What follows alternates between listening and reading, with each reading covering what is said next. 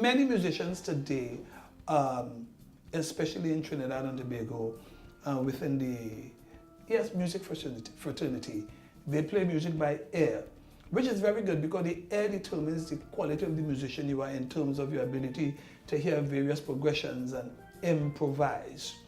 But that will have such individuals in a limited place.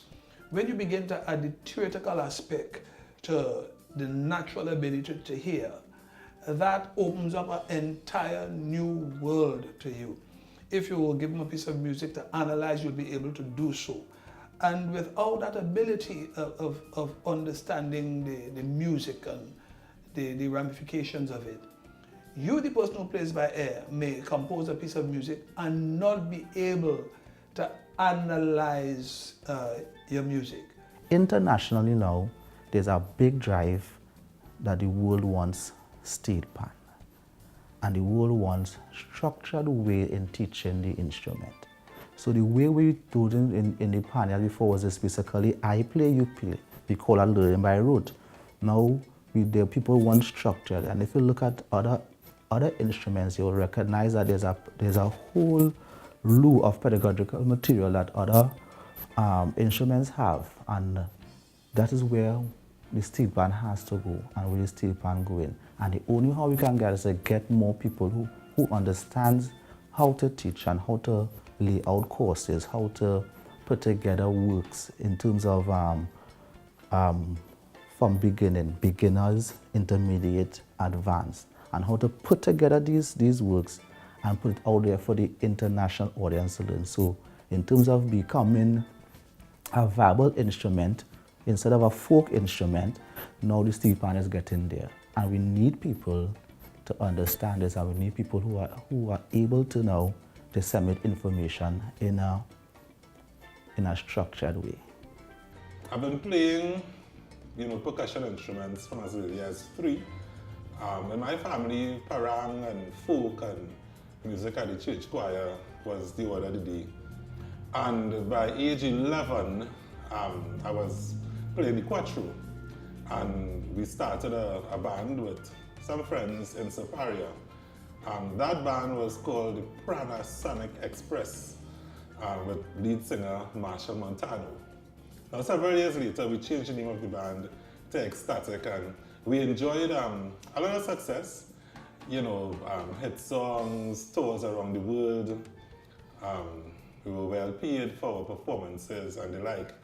Formal music education really enabled me personally to communicate and relate to musicians who belong to different societies, different countries, who are not even familiar with our genre of our calypso and soca music and so on.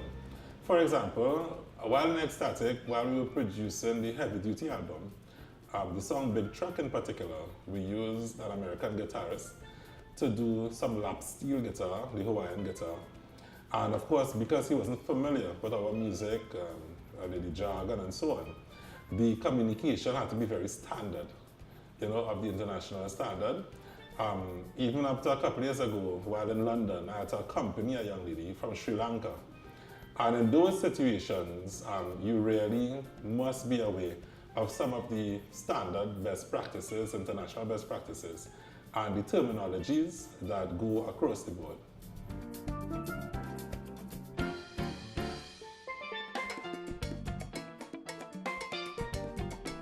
As someone who would have been teaching music in the education system for the past 15 years, for over 15 years, I would have seen where music education would have had a really positive impact on a lot of the students that I would have thought, right? And their parents as well. I also would have seen students who would traditionally break class. They would have been like serial class breakers, they would break class on a regular basis, but they would always be in the music room. They would even be in the music room at lunchtime. When Sir wanted to really have his lunch hour, but they would come into the music room, and of course I wouldn't turn them away. So you have to be now in the lunchroom during the lunch hour with these students who are not really going to class anyway, but they're always in the music room. They always want to learn a new song, they always want to do something else, they want to learn a little more theory, they want to go further. They did grade 1, they want to do grade 2, and so forth and so on. So I've seen a lot of positive things come out of the music program. you know. Yeah, it really helps to motivate students. And sometimes that transfers to other areas as well. I remember one year when I was doing a particular project with some of the students, so I decided to try to teach in a new way. And I was using a lot of games in the classroom to do my teaching. And it transferred across the board. So some of these same students now, teachers would be like, but you know, so-and-so is coming to class more regularly now and they pay more attention now and so forth and so on. And I want to assume it had to do with the music program. So music education is invaluable to the education system. What it offers to the education system is unlike any other subject area. There's a beauty in education, and educating yourself now helps you to open doors that you will never ever think about. So now, yes, I can arrange, yes, I can play. I used to solo all over the place to make money. We call it hustle, right? I used to do all of those things, and now I have another palette of skills, another skill set that I can pull from now. So now I can teach, now I can educate.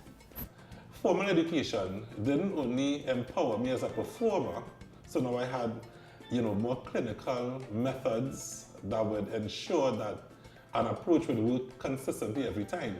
But also as an educator, there are certain theories, certain approaches that really goes into teaching and disseminating what you have learned onto others. Simply put, the ability to do something doesn't automatically give you the ability to teach it. So music is something that you really never would ever finish learning. So now I'm at CREDI, still developing myself as a music educator.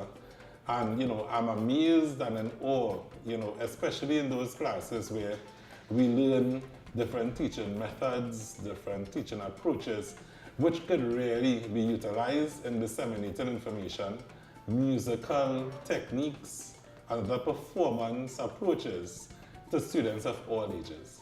So music education is vital, and I would recommend anyone who decides to make music a lifetime career engage in the field of music education.